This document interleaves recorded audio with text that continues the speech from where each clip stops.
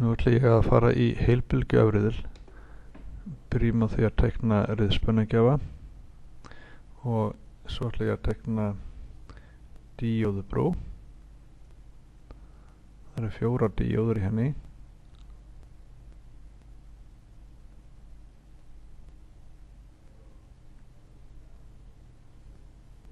Svona, þetta verður pluss hliðin, þetta verður mínus hliðin og við þetta tengist eitthvað álag eins og mótstæða. Spennugjafinn tengist hér við þessa víra.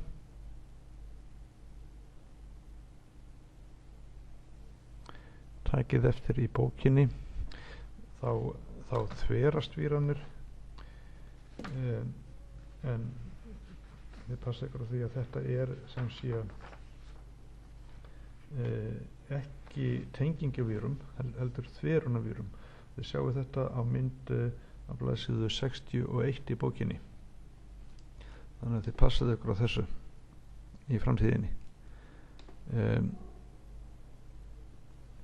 Nú skulum við fylgja straumnum í rásinni. Ég ætla að teikna spennuna út af spennugjafanum. Svona. Þetta er þá spennugjafarspennan hér og við skulum segja að straumurinn í augnablikinu sé þess áttina. Það er þá jákvæði helmingurinn í sýnisbylgjunni.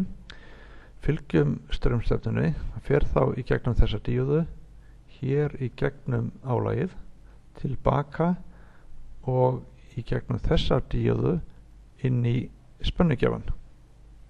Þannig að þessar 2 díóður eru virkar í jákvæða helmingi riðsins.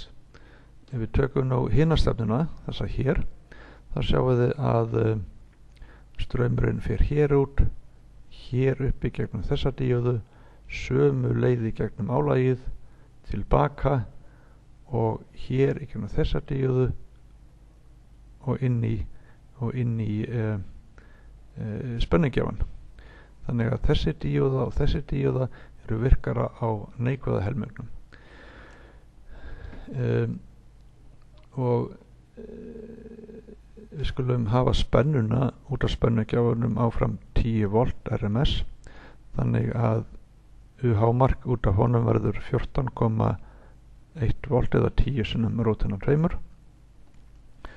Og núna ætla ég að teikna spennuna yfir álagið. Hún verður eitthvað neginn svona. Og við förum ekki 2 díóður, þannig að þessi hámarksspenna hérna verður 14,1 volt mínus 1,4 volt eða 2 sinnum 0,7 og þetta gerum það bil 12,3 volt.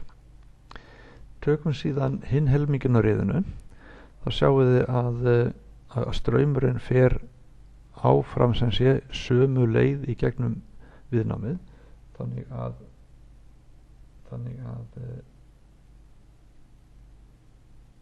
sá helmingur fer upp fyrir línuna líka.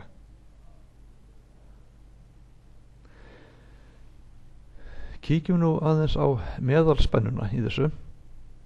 Við sagðum í upptöku hálfbylgjuafriðilinn að meðalspennan er í raun og veru helmingurinn af heilli afriðun þar, þannig að núna erum við ekki með þannan hálfa í jöfnunni, heldur verður meðaltalsspennan einungis 0,9 volt sinnum spennugjafarspennan en mínus 2 díóða spennuföll.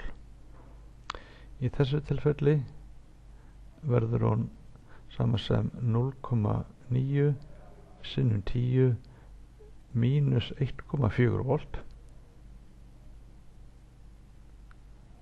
eða 9 volt mínus 1,4 sem er náttúrulega 7,6 volt. Svona. Þetta er þá meðaltalsspennan eða DC spennan út úr þessari rás. Hún er hér 7,6 volt.